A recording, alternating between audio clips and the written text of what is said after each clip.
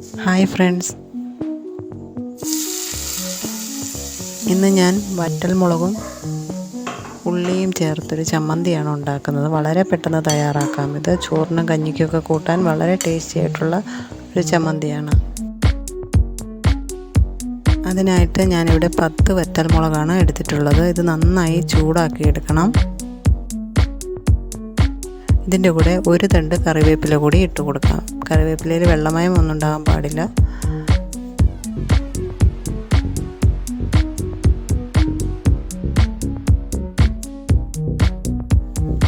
ഈ മുളക് നന്നായി മൂത്ത് വരണം. മൂത്ത് വരുമ്പോൾ ഇതിൻ്റെ നിറം നന്നായി മാറി വരും.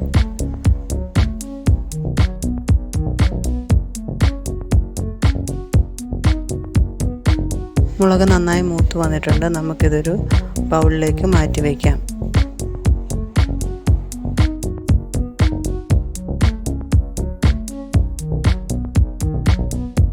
ഇനി ഈ മുളകിൻ്റെ ഞെടുപ്പ് മാറ്റിയെടുക്കാം.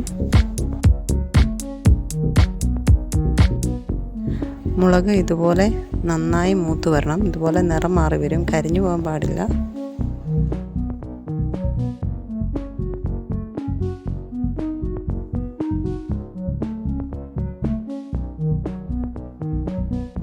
ഇനി ഇത് മിക്സിയുടെ ജാറിലേക്ക് ഇട്ട് ഒന്ന് അടിച്ചെടുക്കാം. ഒരുപാട് പൊടിയായി അരയേണ്ട ആവശ്യമില്ല. ജസ്റ്റ് ഒന്ന് പൊടിച്ചെടുത്താൽ മതി.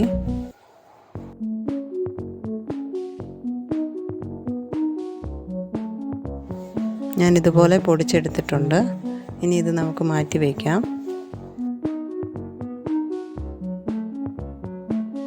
മുളക് പൊടിച്ച ജാറിലേക്ക് തന്നെ ഒരു 10 ചുവന്നുള്ളി കൂടി ചതച്ചെടുക്കാം. ഇതിൻ്റെ കൂടെ ചെറിയൊരു കഷ്ണം വാളംപുളി കൂടി ചേർക്കുന്നുണ്ട്.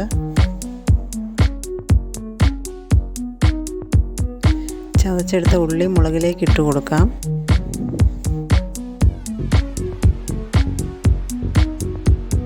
ഇടിക്കുന്ന കല്ലുണ്ടെങ്കിൽ കല്ലിൽ വെച്ചാണേലും ഉള്ളി ചതച്ചെടുത്താൽ മതി.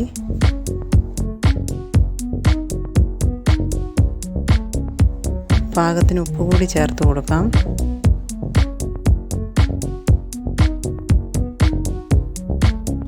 ഇനി ഇത് നന്നായിട്ട് മിക്സ് ചെയ്യാം.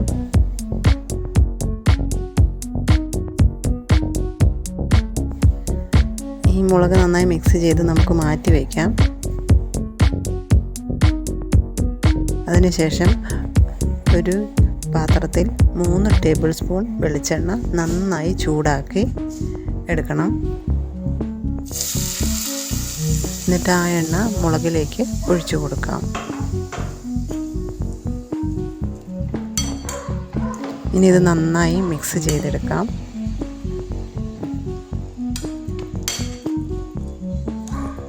ഈ ഒരു മുളക് ചമ്മന്തി വളരെ ടേസ്റ്റിയാണ്. ചോറിനും കഞ്ഞിക്കും കപ്പയ്ക്കും എന്തിനും കൂട്ടാൻ വളരെ ടേസ്റ്റി ആയിട്ടുള്ളൊരു ചമ്മന്തിയാണ്. വളരെ പെട്ടെന്ന് തയ്യാറാക്കാം. എല്ലാവരും ഇത് തയ്യാറാക്കി നോക്കണം. ഈ ചെറിയ റെസിപ്പി ഇഷ്ടപ്പെട്ടെങ്കിൽ കമൻറ്റ് ചെയ്യാനും സബ്സ്ക്രൈബ് ചെയ്യാനും ഷെയർ ചെയ്യാനും ലൈക്ക് ചെയ്യാനും മറക്കല്ലേ.